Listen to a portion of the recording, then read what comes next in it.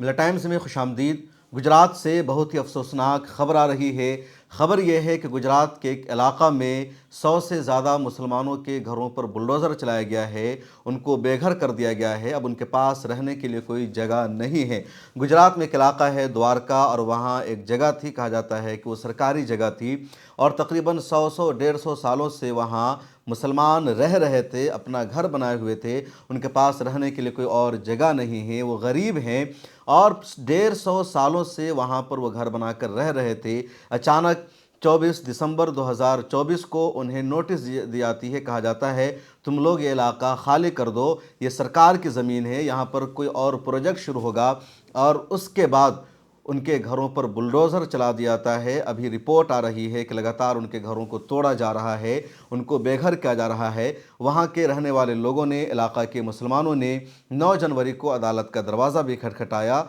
उम्मीद लगाए कि शायद उनको अदालत से इंसाफ मिल सके, लेकिन अदालत में इस पर कार्रवाई होनी थी, बहस होनी थी। इससे पहले ही सरकार का बुलडोज़र पहुंच जाता है और उनके घरों को तोड़ा जा रहा है। कहा जा रहा है कि 250 से ज़्यादा घरों को बुलडोज़ कर दिया गया है, उनको तोड़ दिया गया है। लगातार यह कार्रवाई अभी तक जारी है। उसमें कई दरगाहों को भी तोड़ा गया है, कई और धार्मिक स्थलों को भी निशाना बनाया जा रहा है, कई मस्जिद भी बुलडोज़र की जद में है। और वहाँ के जो लोग हैं उनको कहीं और शिफ्ट नहीं किया जा रहा है, उनको रहने की कोई जगह नहीं दी जा रही है। और सबसे अहम बात यह है कि वो 1 महीना से वहाँ पर नहीं, या 2 महीना से नहीं है, बल्कि 150 सालों से उस जगह पर वो रह रहे थे। और अगर सरकार के दावा है कि जगह सरकारी ज़मीन है, यहाँ पर इनको रहने का हक नहीं है, सरकार अगर कोई प्रोजेक्ट वहाँ पर बना रही है तो उसूल यही है, ज़ाब्ता यही है कि उनको कहीं और शिफ्ट किया जाए, सरकार उनको कहीं पर घर बना करके दे। वो इंडियन शहरी है और शहरियों को घर बना कर देना, उनकी रिहाइश का इंतज़ाम करना सरकार की जिम्मेदारी है।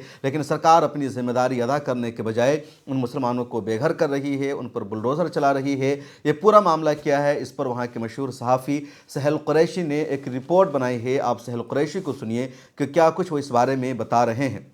और ओखा के अंदर, बेट द्वारका के अंदर जो डिमोलिशन किया गया, जो बुलडोजर चलाए गए मुसलमानों के मकान पर, क्या सुप्रीम कोर्ट की गाइडलाइन के तहत हुआ है ये सब? ये एक बड़ा सवाल है दोस्तों। क्या सुप्रीम कोर्ट ने जो जो गाइडलाइनें दी थी उसके तहत हो रही है चीजें? क्या ऐसी बुलडोजर चला दिया आपने?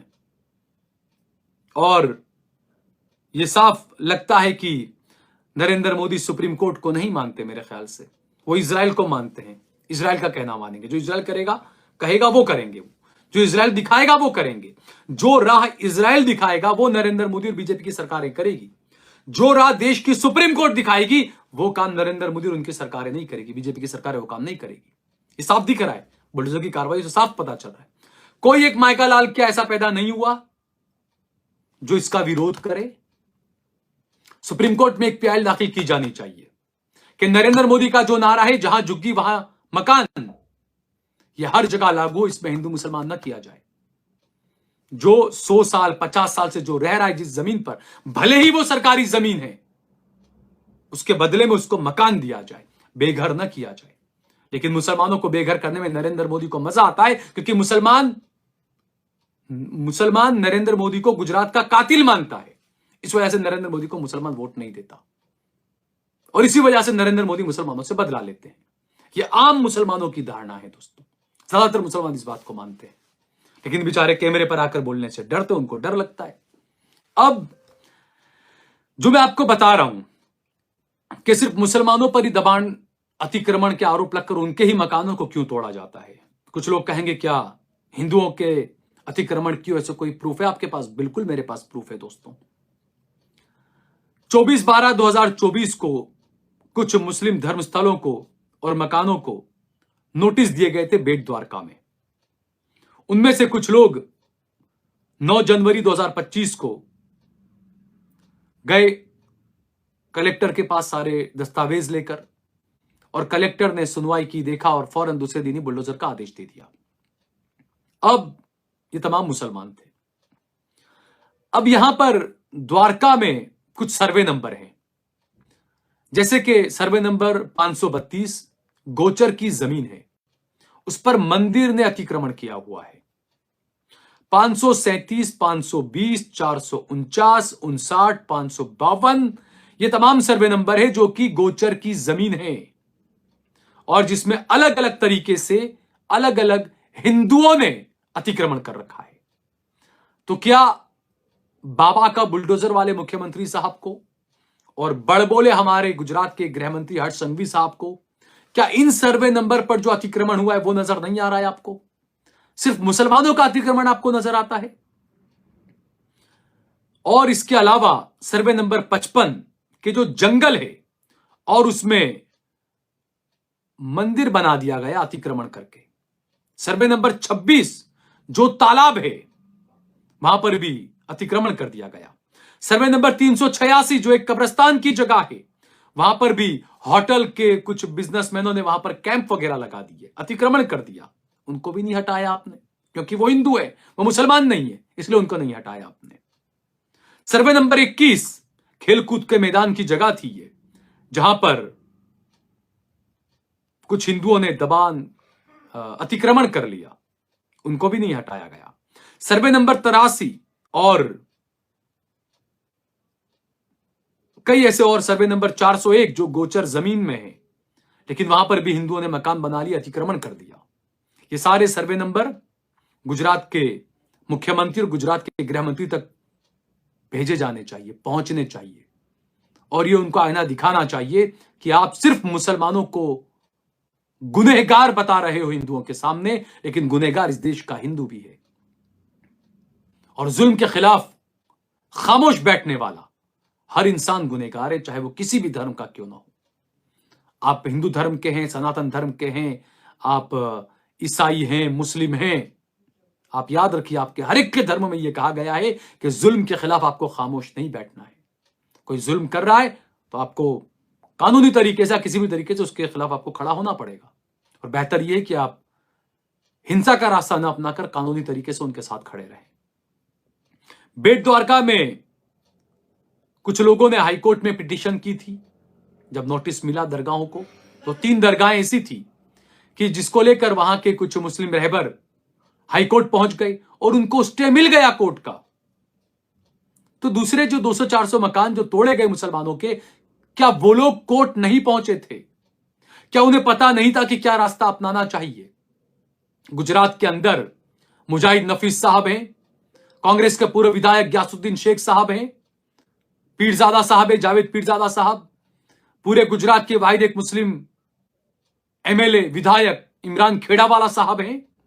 ये तमाम वो लोग हैं जिन्होंने अक्सर बुलडोजर के खिलाफ और नफरत की राजनीति के खिलाफ खड़े हुए हैं। ये लोग जमीयत उलमा हिंद, जमात इस्लामी, कई ऐसे संगठन हैं जो बुलडोजरों के खिलाफ, बुलडोजर मुसलमानों पर जो जुल्म के तहत जो बुलडोजर चलाए जा रहे हैं उसके खिलाफ उन लोगों ने कोर्ट के दरवाजे खटखटाए हैं।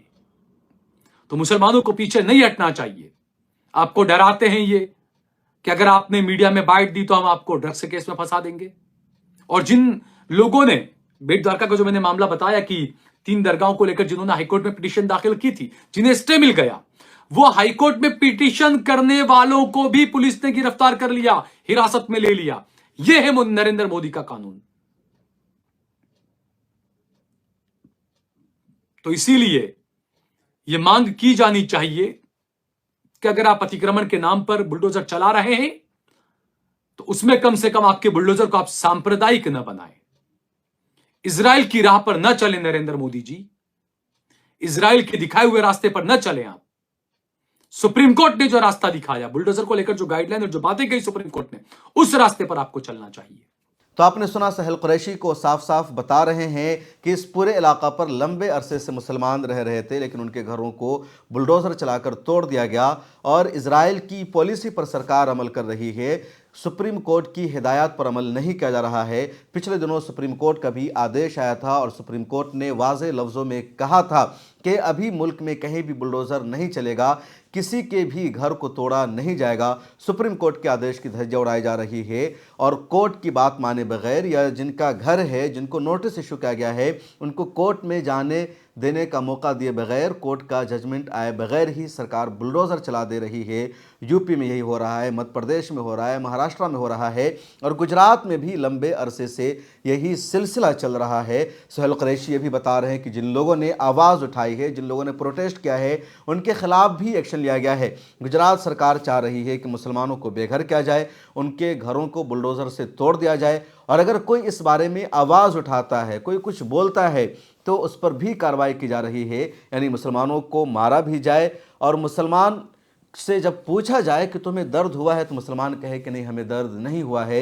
ये गुजरात की सरकार चाह रही है और अभी तक ये कार्रवाई जारी है। वहाँ के जो लोग हैं लगातार फ़ोन कर रहे हैं, वीडियोस भेज रहे हैं, और वो अपील कर रहे हैं कि मिली तंजीमों को आगे आना चाहिए, सिविल सोसाइटी को आगे आना चाहिए और द्वारका के इन मुसलमानों को सपोर्ट करना चाहिए, जालिम का हाथ पकड़ना चाहिए, इनकी मदद करनी चाहिए, क्योंकि ये बेघर हो चुके हैं। ये जाएंगे तो कहाँ जाएंगे, रहेंगे तो कहाँ रहेंगे, इनके पास रहने की कोई जगह नहीं है, और इस खबर का मीडिया में कहीं कोई तस्करा भी नहीं है। अगर आप इस इलाका से ताल्लुक़ रखते हैं तो कमेंट सेक्शन में ज़रूर लिखें, और इस वीडियो को ज़्यादा से ज़्यादा लोगों तक शेयर कीजिए, मिली तंजीमों तक, सिविल सोसाइटी तक भेजिए, ताकि वो लोग आवाज़ उठा सके और इन मजलूमों को इंसाफ मिल सके, इस ठंड के मौसम में उनको बेघर न किया जा सके।